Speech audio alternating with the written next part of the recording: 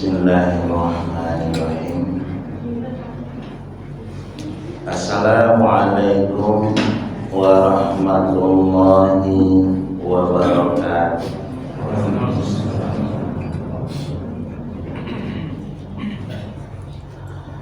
Alhamdulillahirabbil alamin.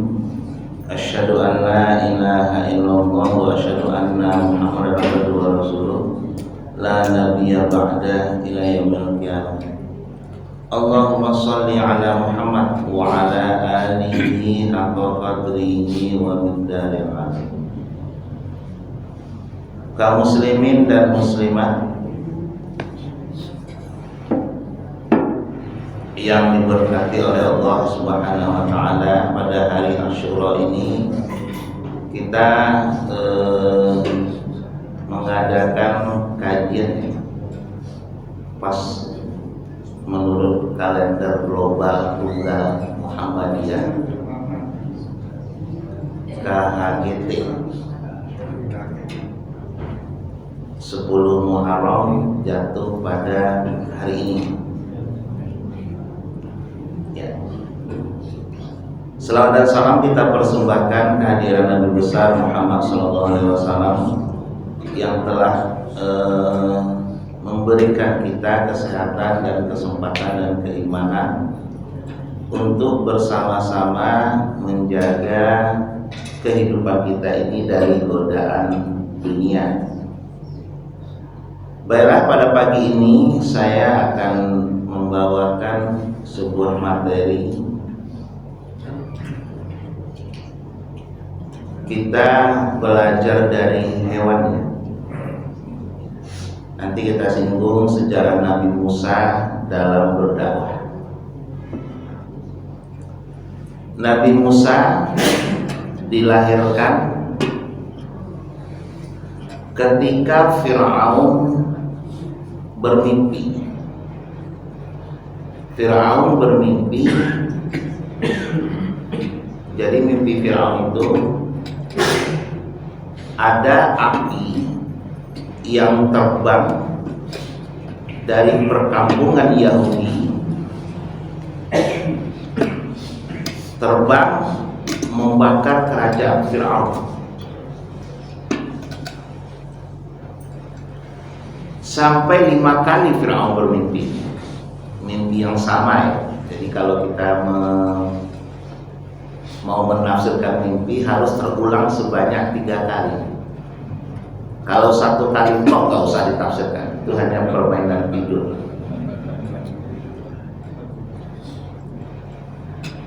Karena mimpinya sudah 5 kali, Fir'aun curiga. Wah, ini pesan ini tuh. Dipanggillah ahli nujum negara. Jum sini jum. Ada apa Fir? Teman SD ini. Ada apa Fir? Apa arti mimpi saya? Kata Fir'aun kepada ahli nujum. Wah, bahaya Fir. Bahaya gimana? Itu artinya api itu kan lambang anak muda. Api itu kan lambang anak muda. Berarti ada anak muda dari Yahudi yang akan menghancurkan kerajaanmu. Wah, Fir'aun kaget. Masa budak-budak Freemansori bisa menghancurkan kerajaan saya yang gede begini, kata Fir'aun, mulai sombong. Akhirnya dikeluarkan dekret sama Fir'aun.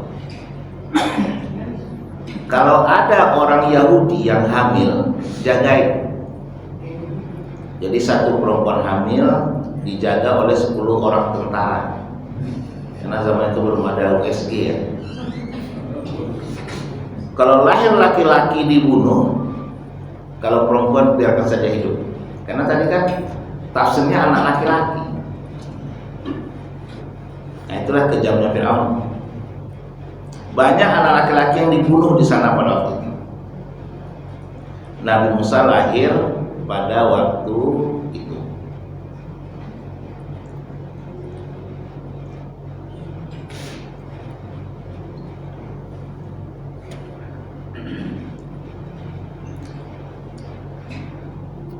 Ibu Nabi Musa ya, sewaktu melihat Nabi Musa kecil berkelamin laki-laki, ketakutan ibu Nabi Musa. Bagaimana nasib anakku? Seorang ibu ya, dengan anaknya sayang dan perhatian. Gimana nasib anakku gitu. Lalu Allah ilhamkan, ilham itu artinya bisikan kepada ibunya untuk menghanyutkan Nabi Musa dengan sebuah tempat melewati istananya Fir'aun. Tambah nekat. Jadi tempat yang paling aman itu adalah tempat musuh. Tempat musuh. Rupanya lewat di depan istana Fir'aun Ramses II ya. Fir'aun Ramses II. Jadi kerajaan-kerajaan dulu tuh ada nama-namanya. Kalau Mesir Ramses 1 sampai 6. Fir'aun Ramses II. Dan itu 300 tahun sebelum Masehi.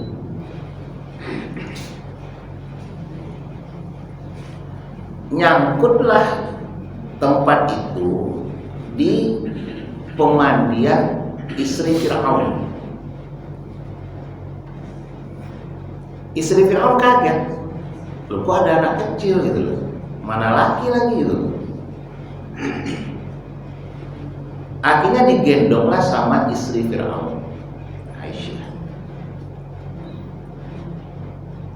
Begitu melihat bayi kecil laki-laki, ya, Aisyah pada waktu itu berkata dalam hati, jangan-jangan ini orang Yahudi. Sedangkan Mesir pada waktu itu bersuku bernasab ya kepada Fir'aun dan keturunannya.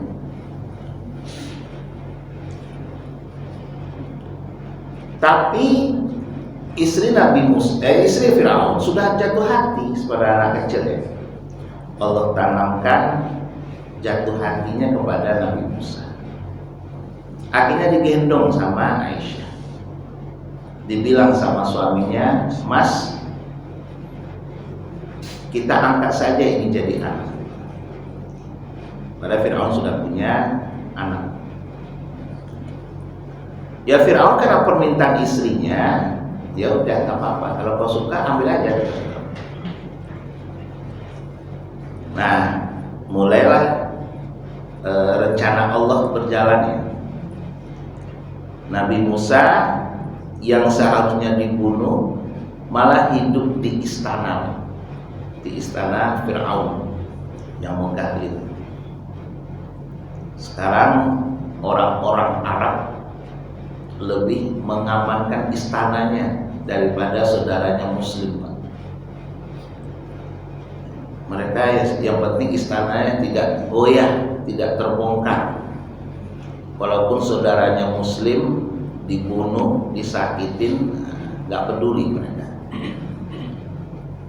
Yang penting istana saya tetap kokoh. Nah, itu kata Saudi, Kuwait, Qatar, Uni Emirat Arab.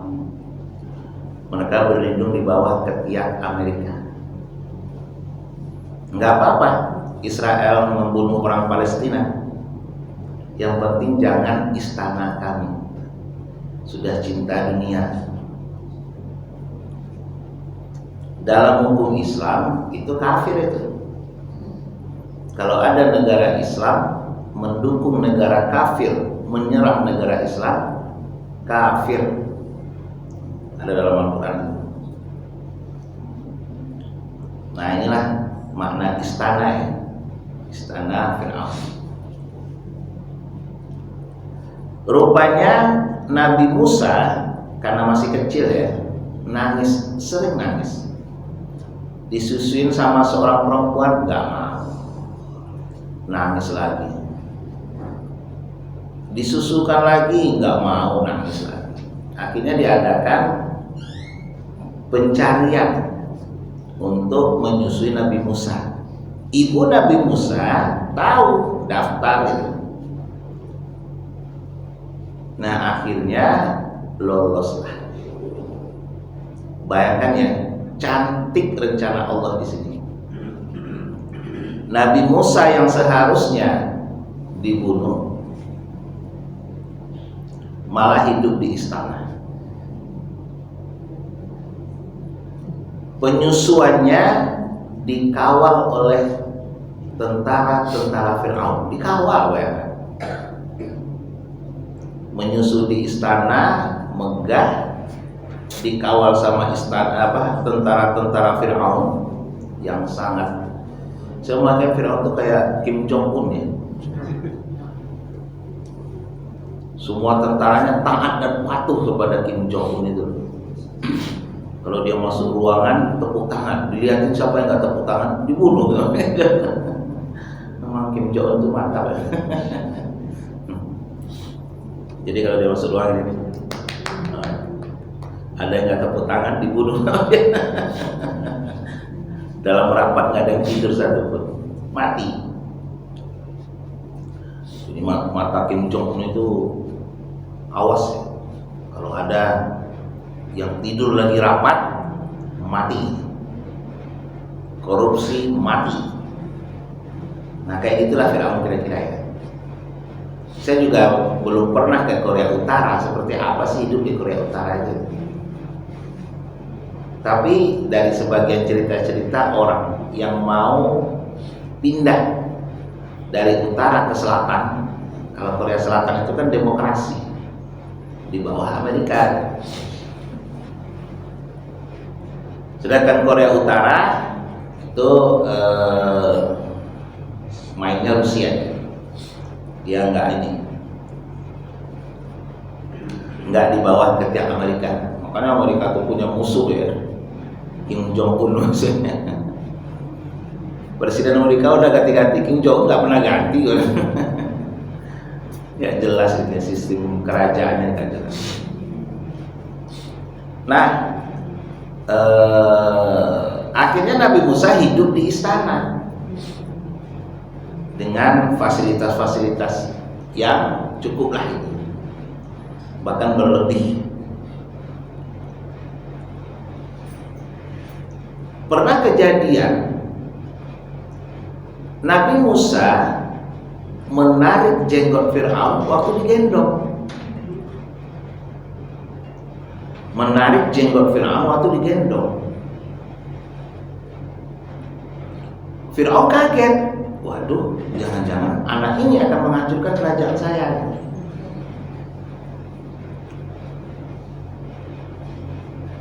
Akhirnya ditaruhlah Nabi Musa di atas meja. Diambil pedang, mau dibunuh Nabi Musa. Kim Jong Un. Waktu itu istri Fir'aun berkata, Fir'aun katanya ngapain? Ini loh anak ini, kecil-kecil sudah begajulan, kata Fir'aun. Dia menarik jenggot saya sambil membelalakan mata ke saya. Itu kode dari Allah ya, kalau Musa itu musuhnya Fir'aun. Kata Aisyah, biasa anak kecil begitu. Salah kau sendiri sih punya jenggot, kata Aisyah. Oke. Bagaimana kalau kita tes Musa ini? Kalau dia anak luar biasa, silakan kau bunuh. Kalau dia anak biasa, kau bebaskan Musa, kata Aisyah. Ya ini Allah yang ngatur semuanya. Akhirnya ditaruhlah Musa di atas meja, anak kecil ya, duduk. Di depannya ditaruh semacam lilin yang ada apinya.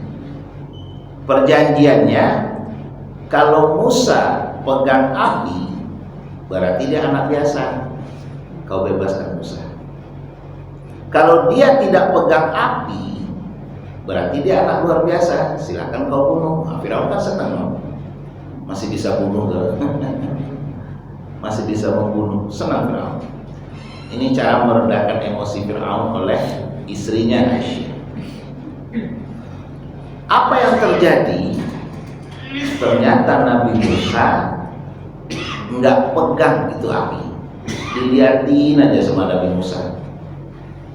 Ini saya baca dalam buku sejarahnya. Dilihatin api sama Musa.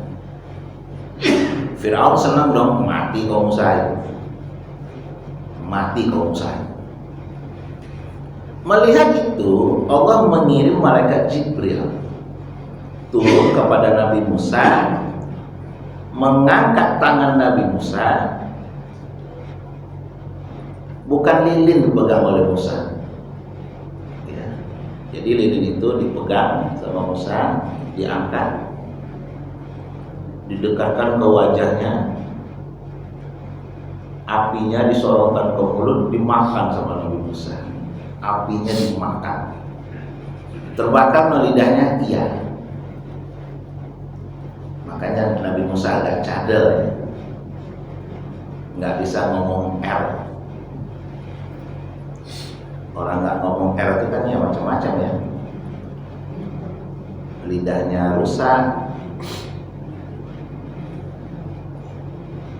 Tapi ada penemuan terbaru, orang nggak bisa nyebut huruf R itu. Waktu SD belajar ABCD, pas belajar huruf R dia bolos. Bolos. Dia nggak bisa nyebut huruf R. Nabi Musa minta kepada Allah, yusaddiquni bi Harun, temani saya dengan Harun. Wa afsahu minni lisanan, dia lebih fasih bicara dari saya, kata Nabi Musa.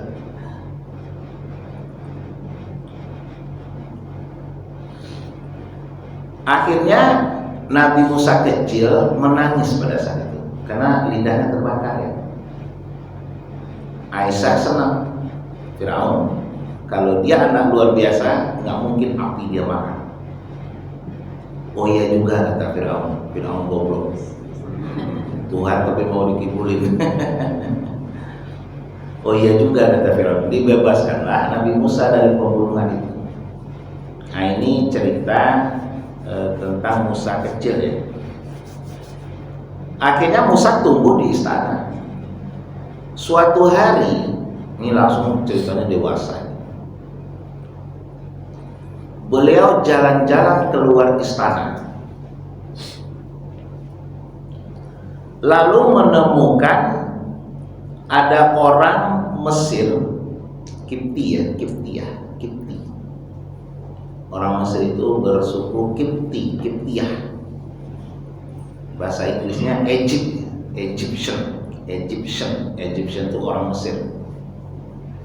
Islam di Mesir cuma 60%. Ada Kristen Ortodok di Mesir.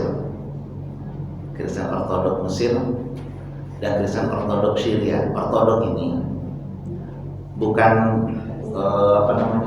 bukan Protestan, bukan Katolik. Dia Ortodok. Pakai jilbab. Perempuannya pakai jilbab, bajunya longgar gitu. Ya itulah kelebihan Ortodok. Dia tidak berkiblat ke Vatikan. Mereka punya paus sendiri. Dulu namanya Shenouda, Baba Shenouda. Saya pernah megang Injilnya ya. Saya lihat cerita Nabi Yusuf itu. Ada surat Yusuf. Saya pinjam ya. Saya baca, saya banding-bandingkan dengan cerita Nabi Yusuf dalam Al-Quran. Ya agak-agak mirip sih. Ya agak-agak mirip maksudnya, tapi bukan mirip. Nah itu bangsa Mesir. Waktu Nabi Musa berjalan-jalan keluar, rupanya orang Mesir ini lagi konflik dengan Yahudi.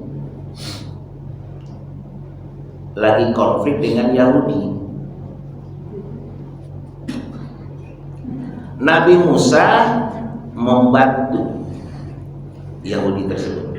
Dipukullah orang Mesir itu. Ternyata pukulannya tepat, mati orang Mesir itu. Wah hebat juga, Nabi Musa sekali pukul mati orang. Melihat orang Mesir mati, Musa ketakutan. Waduh, orang Firaun mati nih gitu. Orang Kipti mati nih saya pukul. Nah, ada seorang dalam surah Al-Kahfi ya, ada seorang yang datang mengejar Nabi Musa. Musa, kau larilah kau, karena Firaun akan mengejarmu, karena kau telah membunuh salah satu sukunya, bangsa Kipti. Mendengar itu, Nabi Musa juga yakin, wah bakal dikejar nih. Larilah beliau sampai ke daerah Madian, tempat Nabi Syuaib. Nabi Syuaib itu mertua Nabi Musa ya, nanti kan nikah dengan putrinya. Sampailah beliau di Madian, dekat-dekat Lebanon Utara itu, daerah Madian. Istirahat beliau di Madian. Rupanya ada kejadian di Madian. Ada orang-orang yang banyak pada waktu itu memberi minum kambingnya, dan ada 2 orang perempuan yang tidak. Ini anak Nabi Syuaib yang 2 itu. Mereka hanya menungguin kambingnya. Nabi Musa heran, kok tidak ikut memberi kambing minum gitu. Lalu ditegurlah sama Nabi Musa, niatnya membantu ya. Ada apa kalian berdiri saja, kata Nabi Musa. Ini menjadi hukum ya, laki-laki boleh duluan menegur perempuan, kalau untuk membantu boleh ya? Boleh. Nabi Musa duluan membantu. Kata anak Nabi Syuaib, kami tidak mau berdesak-desakan dengan laki-laki. Wa abuna syaikhon kabira, dan bapak kami sudah tua, syaikhon kabira. Ya udah, kata Nabi Musa, biar saya bantuin. Akhirnya kambingnya diambil sama Nabi Musa, diberikan minum oleh Nabi Musa. Nabi Musa berdesak-desakan akhirnya itu sama orang-orang. Selesai kambing-kambingnya minum, diberikan lagi kepada perempuan-perempuan anak Nabi Syuaib. Nah, mereka senang dong, nggak desak-desakan. Ya, akhirnya kambingnya bisa minum gitu, di sebuah tempat peminuman. Lalu kata anak perempuan itu, ini feeling anak perempuan terhadap ayahnya. Diundanglah Nabi Musa ke rumahnya, anak muda, kan nggak tahu namanya Musa, anak muda. Mau nggak tahu ke rumah kami? Ayah kami sangat berterima kasih kepada bantuanmu, kata cewek satu. Nabi Musa berpikir pada waktu itu dia lagi pelarian, nggak punya tempat tinggal, nggak punya pekerjaan, ATM kosong.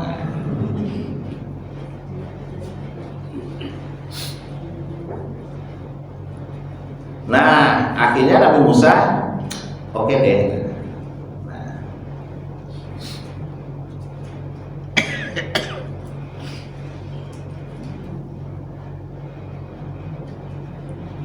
Akhirnya berjalanlah mereka. 2 orang ini dalam surat Al-Qasas ya. Al-Qasas. 2 orang perempuan jalan di depan, Nabi Musa di belakang membawa kambing-kambing ke rumah Nabi Syuaib. Sampai di rumah, salah satu putrinya berkata kepada ayahnya Nabi Syuaib, "Istajirhu, kau kan lagi mencari pegawai, istajirhu, sewalah dia. Anak muda ini maksudnya Nabi Musa. Fa'innahu qawiyyun amin. Dua ya syaratnya. Qawiyyun dan amin, kuat dan amanah. Pertanyaan muncul, dari mana putri Nabi Syuaib tahu Nabi Musa itu orangnya amanah? Kalau kuatnya kan sudah sama-sama dilihat. Dia bisa berdesak-desakan, ngasih minum, kambingnya dibalikin lagi, kan kuat itu. Amanahnya Nabi Musa rupanya ada tercecer cerita di tengah jalannya. Jadi waktu Nabi Musa berjalan di belakang bawa kambing, perempuan di depan, rupanya ada angin bertiup, angin padang pasir, kan serem itu. Angin padang pasir meniup baju putri Nabi Syuaib. Tersingkaplah auratnya. Nabi Musa berkata, berhenti dulu. Ada apa bang? Kira-kira gitu. Ada apa mas? Sekarang jalannya gantian. Saya di depan, kalian di belakang. Biar saya tidak melihat aurat kalian. Nah di situ rupanya amanahnya Nabi Musa.